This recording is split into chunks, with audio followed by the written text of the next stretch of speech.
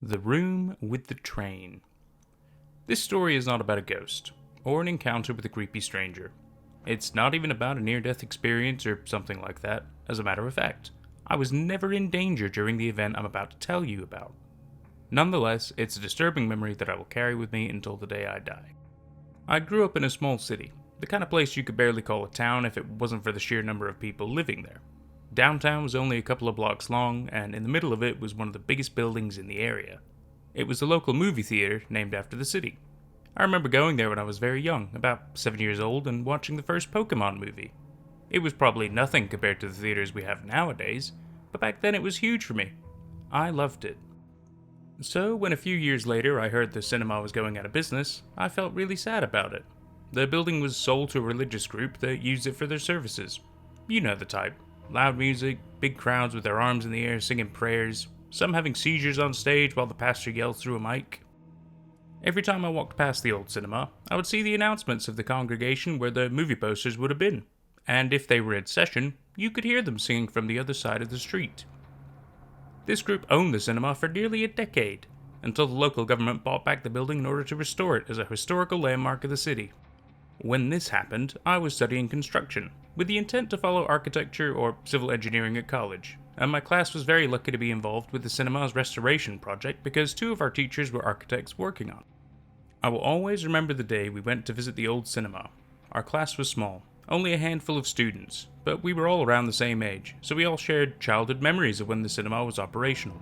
We ran through the corridors of the auditorium, sat in the chairs just like we did when we were little kids, and began stomping on the wooden floor with our feet, filling the entire room with the echoes of our drumming and our laughter. A little ritual of sorts everyone used to do right before the beginning of the movie. Once nostalgia time was over, we went back to the purpose of the trip, and began to survey the building. We were very excited because that was a unique opportunity to go into the places we would have never been allowed to otherwise, so we made sure to check every last corner, every single room. No matter how far, no matter how obscure. The first one we found was below the stage. On one of the corners, there was a little door. Not very visible, probably because it was meant for maintenance staff only. Behind it, we found a long room filled with rusty boilers, part of the old heating system that was no longer in use. The place was a little creepy, with all of those old tanks and pipes crowding the narrow space. But what we found past them was what really started to freak us out. This room was small, very small. It was, after all, basically just leftover space behind the boilers. Yet it contrasted so much with the rest of the area around it. It may as well have been from a different place altogether. The walls were painted a light color, white I think, but I don't remember it very well because what really got my attention were the drawings in them. There were rainbows, a smiling sun, trees and flowers, and happy little people with smiles on their faces of dotted eyes. It was a daycare. The whole class and teacher gathered to see the discovery. We were all very confused about the strange placing of this room. Okay, we could understand the need for a place to keep the kids that were too little to be amongst the crowd during prayers, or maybe the ones of the people who worked there. But the placing was just odd. The stage was probably one of the loudest places in the auditorium during the services, and this was right below it, so there was no way it could be a quiet place for the children. We left the boilers room and continued our tour through the theater, a little puzzled about our finding, but not giving it too much thought. Outside of the auditorium there were the bathrooms, both in terrible condition, the ticket sale booth, and a huge set of stairs that led to a mezzanine in the auditorium. Half of the seats there were totally ruined due to a water leak in the roof, and I cursed these people for not taking proper care of the building.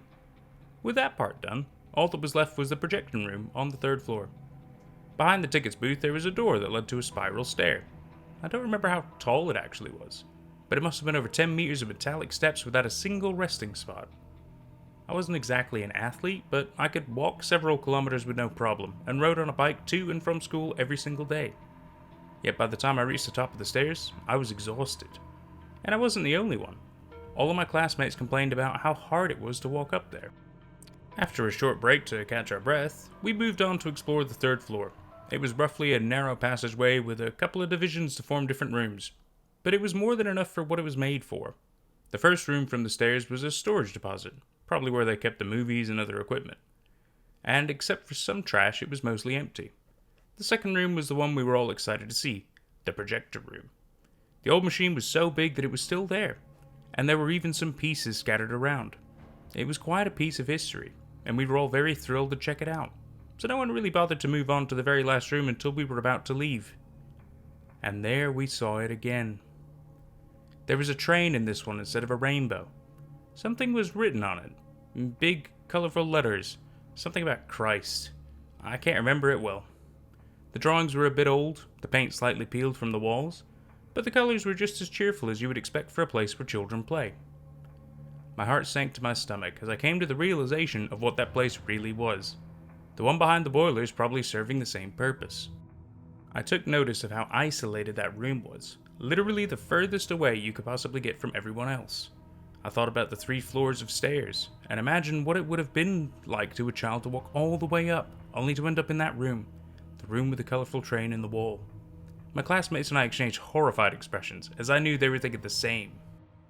We never visited the theater again, even though we continued with the restoration project for several months, and we never talked about those 2 rooms. Cases of molestation in the church are well known by everyone, to the point that the pedo priest is practically a cliche. But this is the kind of thing you think happens in some place far away, in another city, even in another country. You never imagine it can happen in the very same town you live, the place where you grew up, in the very same building where you once watched a Pokemon movie when you were 7 years old. And that was The Room with the Train on r/freehorrorstories by Krlytz. Krlytz, am I saying that right? I might not be. I'm so sorry. Yeah, it really kind of makes you think, doesn't it? About, this guy's kind of like a darker version of nostalgia. The idea of like certain places that you used to remember. You have rose tinted glasses and everything, and there's like darker secrets behind them. Interesting. I mean, obviously not when it was a cinema, but still, it just kind of warps your like worldview of certain things. You know what I mean? You know what I mean. You know what I'm talking about. I'm not just spouting nonsense. So that was really good. I really enjoyed that. I hope you did too. We'll see you for the next one.